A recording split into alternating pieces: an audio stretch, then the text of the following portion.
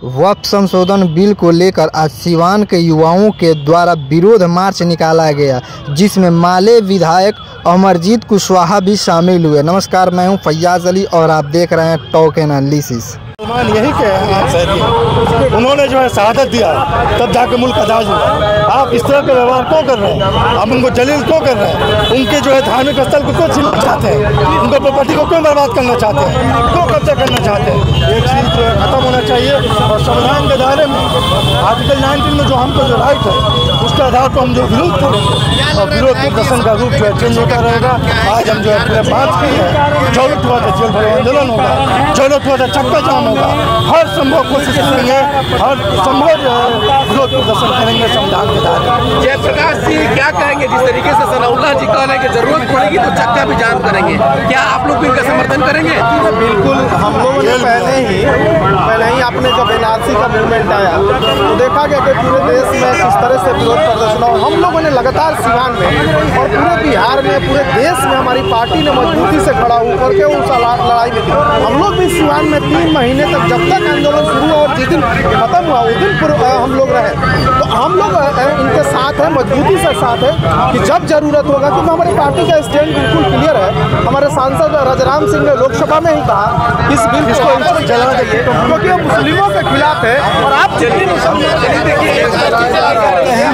वक्फ संशोधन बिल लिखा हुआ यहाँ पे जलाया जा रहा है।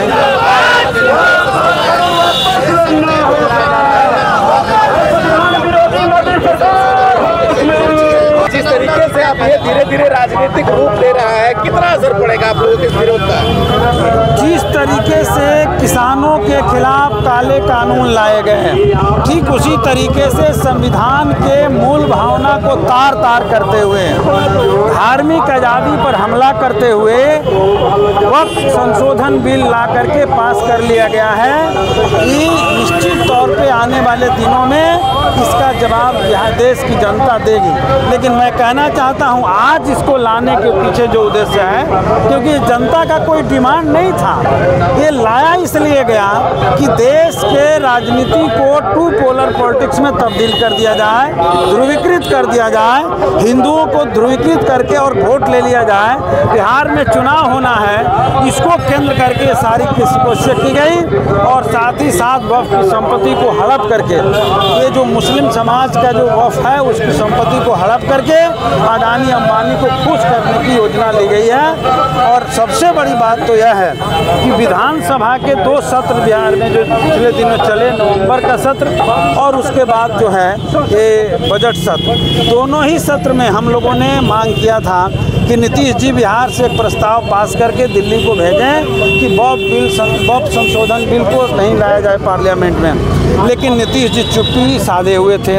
और कल जिस तरीके से नीतीश जी की पार्टी ने पार्लियामेंट में रात में हुआ विरोध किया गया है, समर्थन किया है, वक्फ बिल के साथ खड़ी हुई है। इनके नेता जिस तरीके से भाषण दिए हैं, वकालत किए हैं, इससे साफ हो गया है कि इन लोगों की जो दोगली राजनीति है, दोहरी चरित्र वाली राजनीति है, उसी का ये परिणाम है। इन लोगों का पोल खुल गया है। अब बिहार के जनता को इनको जवाब देना होगा। बिहार के जो नेता हैं, ललन सिंह हैं, वो मोदी जी की बहुत तारीफ कर रहे हैं कि ये बहुत अच्छा बिल है। यह बात बिल्कुल सही है कि नीतीश जी के पार्टी का एक हिस्सा वो भाजपाकरण हो गया है और नीतीश जी भले नहीं समझ रहे हैं। वो लोगों ने जो वक्तव्य दिया है उससे भी जाहिर होता है। और अभी बिहार में नीतीश जी के पार्टी के भीतर भी ज़बरदस्त डिबेट छिड़ा हुआ है। अब देखिए क्या रूप लेता है। और मैं समझता हूँ कि जनमत से अगर संग्रह कर लीजिए तो लोग कह रहे हैं कि इसकी कोई ज़रूरत नहीं थी। और हर धर्म की आज़ादी है, हिंदू के भी ट्रस्ट हैं, उनके पास भी संपत्ति है। आप जाइए तो बौद्धिस्टों के पास भी है, आप चले जाइए तो सिखों के पास भी है, और भी ईसाई धर्म के पास भी है।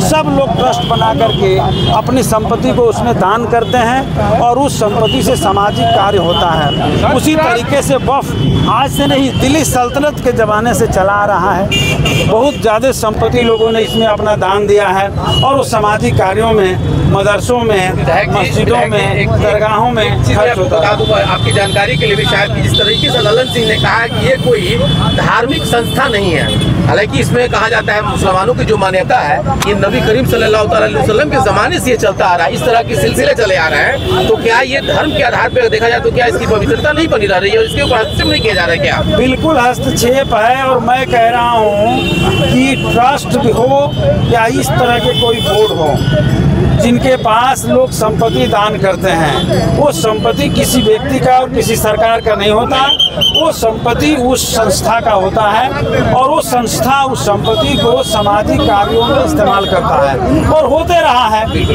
लेकिन ये मैं कहना चाहता हूँ कि किसी भी धार्मिक आज़ादी के ऊपर जिस तरीके से हमला किया गया, संविधान की आर्टिकल 26 में भी और कई आर्टिकल्स इस पर हैं जिसमें हर धर्म को अपनी आज़ादी है, और मैं समझता हूँ कि इस तरह से आज यहाँ करेंगे, कल दूसरे धर्म की संपत्ति को जब्त करेंगे, तो इस तरीके से सब में जो है गैर लोगों का प्रवेश वर्जित होना चाहिए और इन तरह के संपत्तियों को में सरकार को हस्तक्षेप नहीं करना चाहिए।